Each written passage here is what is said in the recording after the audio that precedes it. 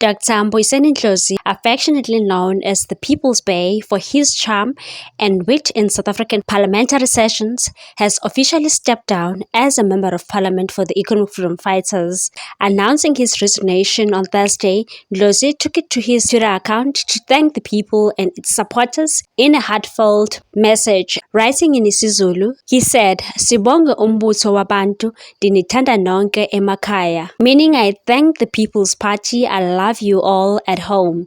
The EFF confirmed his voluntary resignation in a public statement, though his departure has sparked widespread speculation about his next move. The announcement comes just weeks after Ndlozi updated his ex-bio in December, removing references to his roles as EFF Commissar and Member of Parliament, signaling a shift in his political trajectory. Ndlozi's exit coincides with that of fellow EFF member Yazini Tekeana, who also tendered his resignation. Both departures come amidst rumblings of internal discord within the party, particularly between Ndlozi and the EFF leader Julius Malema. While the reasons behind Ndlozi's resignation remain unclear, tension between him and Malema has been apparent. Malema previously criticized Ndlozi, stating he was not a leader and accusing him of harboring a big ego. The relationship further deteriorated when it was revealed that Ndlozi was aware of former EFF Deputy President Floyd Shivambu's plans to resign in 2023, but did not disclose this information to Malema. In response, Malema publicly declared he could no longer trust or work with Ndlozi, marking a significant turning point in their relationship.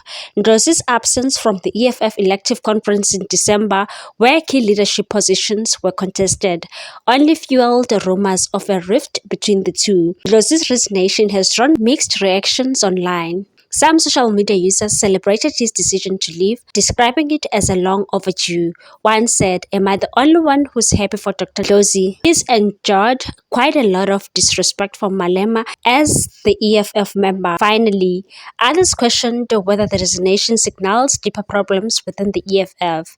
One also said Ndlozi was waiting for Malema to recover a little bit and had him again. As Ndlozi steps away from parliamentary role, questions linger about his future in South African politics. While some speculate he may leave the EFF entirely, the former MP has yet to confirm his plans. Despite the controversy, Ndlozi's departure marks the end of an era for the EFF and one of its most recognizable figures. For now, his supporters are left with his poignant farewell, "I love you all at home." We are now moving on to the former President Jacob Zuma.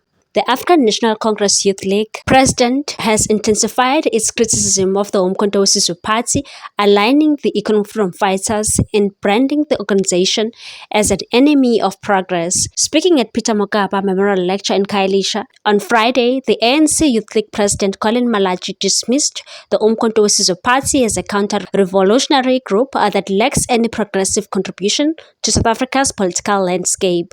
Malachi did not hold back in his condemnation, accusing the Umkhonto we Sizwe Party of supporting individuals he labeled as corrupt. In a fiery address, he pointed to former President Jacob Zuma, describing him as the thief who betrayed the nation's most vulnerable citizens. And so today, there is a man in Kandla who thinks we've forgotten that he stole from the poorest of the poor. He parades himself as a messiah, going around collecting money like an apartheid operative. But we see through him.